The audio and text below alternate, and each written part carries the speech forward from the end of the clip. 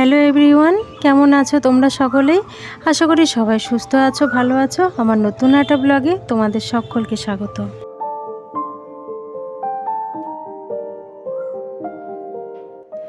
আজ বৃহস্পতিবার সকাল সকালে ব্লগটা শুরু করেছি, কারণ বৃহস্পতিবার দিনটা একটু অন্যান্য দিনের থেকে আলাদা। যেমন রবিবারটা আলাদা, ঠিক সেরকম বৃহস্পতিবারটাও আলাদা, কারণ বৃহস্পতিবার মানেই হচ্ছে একটা লক্ষ্মীবার। আর বাড়ির বউ হিসাবে বৃহস্পতিবারটা লক্ষ্মীবার বলাটা এটা স্বাভাবিক। তো এই বৃহস্পতিবারের দিনটা আমি আজকে কিভাবে কাটাই, সারাটা দিন সংসারে কাজকর্ম, বাচ্চার পড়াশুনো, সমস্ত কিছু, পুজো পাঠ, সব কিছু নিয়েই আজকের ব্লগটা হতে চলেছে।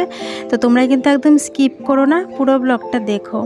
তো দেখো, দুষ্টু কিছুতেই ঘুম থেকে উঠতে চাইছে না। ওর বাবাকে বলেছি যে তুমি ডেকে দিয়ে যাও, তো ও ডেকে দিয়ে গেলেও ও বিছানা ছেড়ে উঠতে চায় না। ওকে জোর করে দেখো কোলে নিয়েছি যে বাবা ওঠ, উঠে বাইরে গিয়ে ব্রাশটা কর।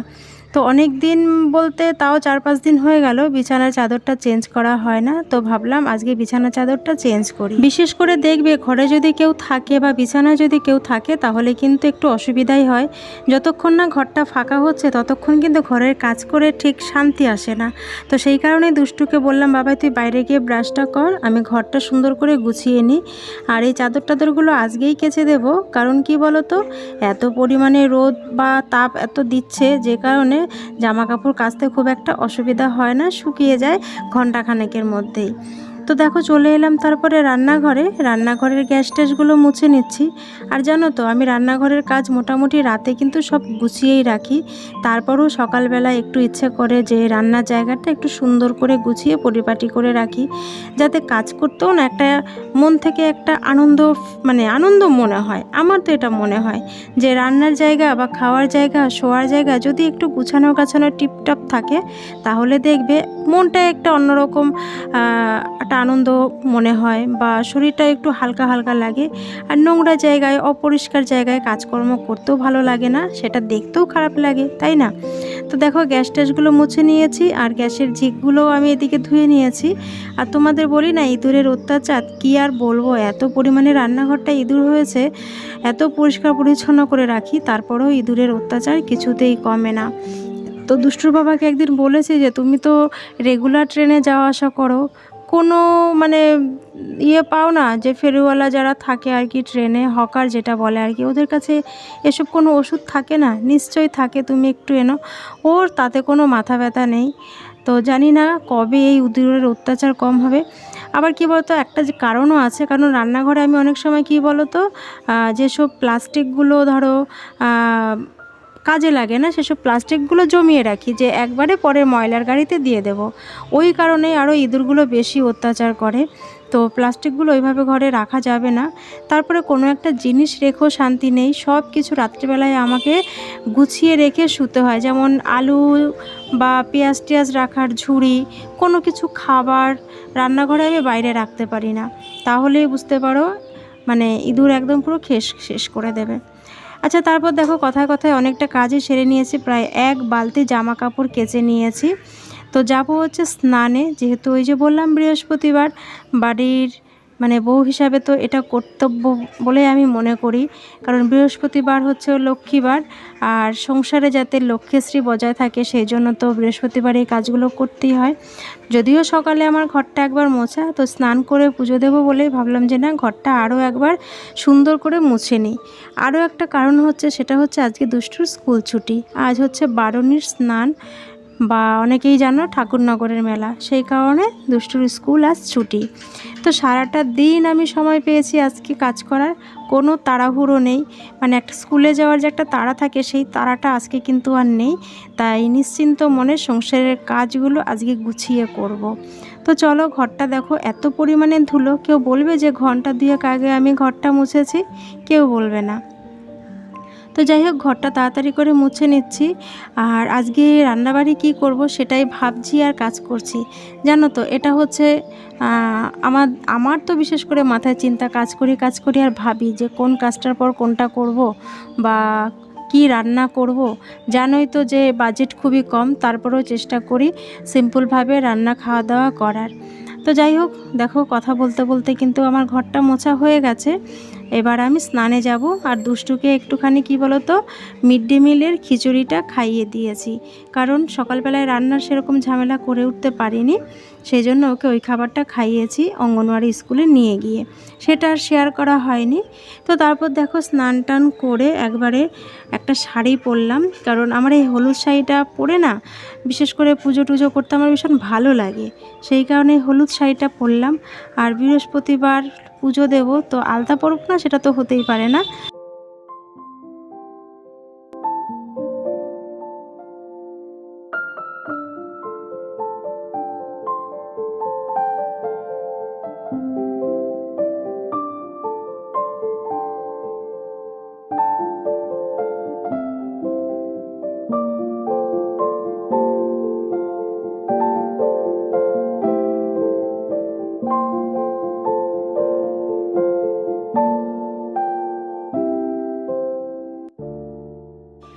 শীতের পর যখন গরম পড়তে শুরু করেছে, প্রত্যেকটা গাছেই কিন্তু ফুল ফুটতে শুরু করেছে।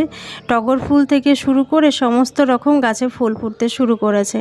আর গাছের যা ফুল ফোটে তাতেই কিন্তু বেশ সুন্দরভাবে ঠাকুর পুজো দেওয়া হয়ে যায়। তবুও একটু গাঁদা ফুল নেওয়া হলো, আর তার সঙ্গে বাড়ির গাছের ফুল। তো সমস্ত কিছু দেখো জোগাড় করে নিয়েছি বৃহস্পতিবারের পুজো দিতে যে সমস্ত ফুল বা বেলপাতা, তুলসী পাতা এগুলো লাগে, সমস্ত কিছু জোগাড় করে নিয়ে দেখো ঠাকুরকে একবারে স্নান করিয়ে নিয়েছি, ওদের ধোয়া জামা কাপড়ও পরিয়ে নিয়েছি। তো চলো এবার প্রদীপ জ্বালিয়ে ধূপ জ্বালিয়ে ঠাকুর পুজোটা মন দিয়ে করে নিই।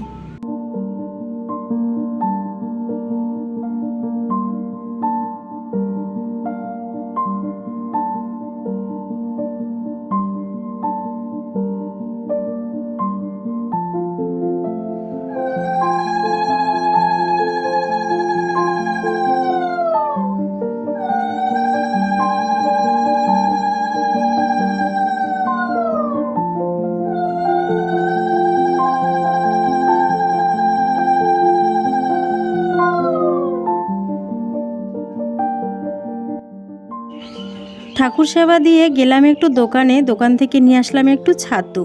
তো প্যাকেট ছাতু আনবো ভেবে গেছিলাম, কিন্তু প্যাকেট ছাতু ছিল না, লুজ ছাতু 100 গ্রাম নিয়ে আসলাম। আর নিয়ে আসলাম একটা দুধের প্যাকেট, আমল দুধের। আর দুষ্টু আমল দুধ খেতে ভীষণ ভালোবাসে, তো ওকে একটু কেটে দিলাম। ও বলছে মা আমাকে চামচ দাও, আমি চামচ দিয়ে তুলে খাবো। তো ছাতু কী কারণে আনতে গেছিলাম, সকাল থেকে খুব ইচ্ছে করছিল, আজ যেহেতু পুজো দিয়েছি অনেকটা বেলা হয়ে গেল, খিদেও তো পেয়ে গেছে, তো ভাবলাম যে একটু ছাতু দিয়ে মুড়ি দিয়ে কলা দিয়ে মেখে খাই। আর কেন জানি না আজকে ছাতুটা খেতে সত্যিই মন থেকে খুব চাইছিল, আর খেয়েছিও কিন্তু খুব তৃপ্তি করে। দেখো এখানে কলা, আমল দুধ, যেহেতু লিকুইড দুধটা ছিল না ঘরে, তো আমল দুধটা এই যে নিলাম, চিনি নিয়েছি, কলা নিয়েছি, মুড়ি, সমস্ত কিছু দিয়ে ভালো করে মেখে খেয়েছি। দুষ্টুকে সাধলাম, ও তো দেখেই মানে এমন একটা ভাব করলো যেন কি না কি ওকে খেতে দিয়েছি। তো যাই হোক, খাওয়া দাওয়া সেরে তারপরে রান্নাঘরে এলাম, ভাবলাম যে আজকে কী রান্না করব। তো ঘরে রয়েছে সজনে ডাঁটা, তো ভাবলাম যে সজনে ডাঁটা চচ্চড়ি করি। আর এই সময় সজনে ডাঁটা চচ্চড়ি মানে বিশেষ করে একটু ঝাল ঝাল করে খেতে বেশ ভালো লাগে। তো আজকে সজনে ডাঁটা চচ্চড়িটা রান্না করব, আর ডাল করব, আর একটা ভাজা টাজা কিছু একটা করব, মানে সিম্পলভাবেই রান্না হবে আজকে। তো সেই কারণে কোনো তাড়াহুড়ো নেই, কোনো ঝামেলা নেই, একদম নিশ্চিন্ত আজকে রান্না করব। ভেবেছিলাম উনুনেই রান্নাটা বসাবো, কিন্তু ভাবলাম যে না, উনুনটার ওখানটা এত পরিমাণে রোদ পড়ে না, ভীষণ মাথাটা যন্ত্রণা করে, সেই কারণে আর ইচ্ছে করে উনুনে বসালাম না। তো দেখি কবে উনুনে রান্না করি, সেটা তো তাহলে তোমাদের সঙ্গে অবশ্যই শেয়ার করব। তো এদিকে দেখো ভাতের বসাবো, ভাতের জন্য জলটা নিয়ে নিয়েছি, আর ডাটা ফাটা এগুলো যা আছে সমস্ত কিছু আর কি এখন এই ভাতের জলটা গরম হতে হতে সমস্ত কিছু বানিয়ে নেব। বেশিক্ষণ লাগবে না রান্না করতে। আর আজকে তোমাদের সঙ্গে রান্না সেরকম খুব একটা শেয়ার করার মতন কিছু নেই, ওই যে বললাম ডাটা চচ্চড়ি করব। তো ডাটা আর আলু দেখো কেটে নিয়েছি, ধুয়ে নিচ্ছি। আর ওদিকে মশলা সেরকম কিছু দেব না, শুধু সর্ষে দেব, পেঁয়াজ দেব। আর আজকে ভেবেছি যে গুঁড়ো লঙ্কাটা ইউজ করব না সজনে ডাঁটা চচ্চড়িতে, কারণ আজকে ভেবেছি যে একটু কাঁচা লঙ্কা দিয়ে সজনে ডাঁটা চচ্চড়িটা করব। তো সেটা দেখি তোমাদের সঙ্গে নিশ্চয়ই শেয়ার করব কিভাবে করি। আর ওদিকে দেখো ডালটা আমার সেদ্ধ হয়ে গেছে, ডালের মধ্যে একটু পাকা টমেটো দিয়ে একটুখানি নেড়ে চেড়ে নিচ্ছি, একটু নুন দিয়ে জল টল দিয়ে নেব, তারপরে ডালটা একটা সিটি মারবো। যাতে টমেটোগুলো একটা সিটিতেই বেশ ভালোভাবে গলে যায়। তো দেখো এদিকে আমি সমস্ত কিছু দিয়ে ডালটা একটা সিটি মারতে বসিয়ে দিয়েছি। আর ওই যে সজনে ডাঁটা চচ্চড়ি করার জন্য আমি এদিকে সর্ষে ধুয়ে নিয়েছি। আর সর্ষেটা ছাঁকনির মধ্যে নিয়ে ধুতে না খুব সুবিধা হয়, তাহলে সর্ষেটা আর কি মানে নষ্ট হওয়ার কোনো ব্যাপার থাকে না। এদিকে সর্ষে, পেঁয়াজ, কাঁচা লঙ্কা এই নিয়েছি সজনেটা চচ্চড়ি করার জন্য মশলা। তো যাই হোক চলো মশলাটা করে নিই। আর এদিকে আমি কড়াইতে পরিমাণ মতন তেল দিয়ে কালো জিরে ফোড়ন দিয়ে আলুটা নুন হলুদ দিয়ে ভেজে নিয়েছি। তার মধ্যে সর্ষে বাটাটা দিয়ে দিয়েছি। না নেড়ে চেড়েই সজনে ডাঁটাগুলো দিয়ে এবার আমি নেড়ে চেড়ে নিচ্ছি। বেশিক্ষণ কষাবো না, 2-1 মিনিট কষিয়েই আমি জলটা দিয়ে দেব। পরিমাণ মতো নুনটা দিয়ে জলটা দিয়ে ঢাকা দিয়ে অল্প আঁচে রান্না করে নেব। বেশ ভালো লাগে খেতে, তোমরা অবশ্যই এইভাবে রান্না করে দেখবে। তো যাই হোক ভাতটা নিয়ে নিয়েছি, দাঁড়াও তরকারিটা কেমন হয়েছে আগে খেয়ে দেখি। দেখেই তো লোভ লাগছে। আর বিশেষ করে সজনে ডাঁটাটা আমার খেতে ভীষণ ভালো লাগে। আর 2টো পটল ভাজা নিয়েছি, ডালটা নিলাম না। তো দাঁড়াও আগে খেয়ে দেখি কেমন হয়েছে। বেশ ভালো হয়েছে খেতে, বেশ ঝাল ঝাল হয়েছে, আলুটাও বেশ সেদ্ধ হয়েছে, তরকারিটা নুন হলুদ ঝাল একদম সব ঠিকঠাক হয়েছে। তো অবশ্যই তোমরা এইভাবে রান্না করে দেখো, ভালো লাগবে। তো চলো আজকের মতন ভিডিওর তাহলে এই পর্যন্তই। কেমন লাগলো কমেন্ট করে কিন্তু অবশ্যই জানিও। ভালো লাগলে একটা লাইক করো, আর নতুন হয়ে থাকলে চ্যানেলটিকে সাবস্ক্রাইব করতে ভুলো না। তো চলো আবারও তোমাদের সঙ্গে দেখা হচ্ছে পরের কোনো নতুন ব্লগে। ততক্ষণের জন্য সবাই ভালো থেকো, সুস্থ থেকো, সাবধানে থাকো, আর অবশ্যই আমার পাশে থেকো, সাপোর্ট করো। তো চলো আজকের মতন তাহলে এই পর্যন্তই, টাটা।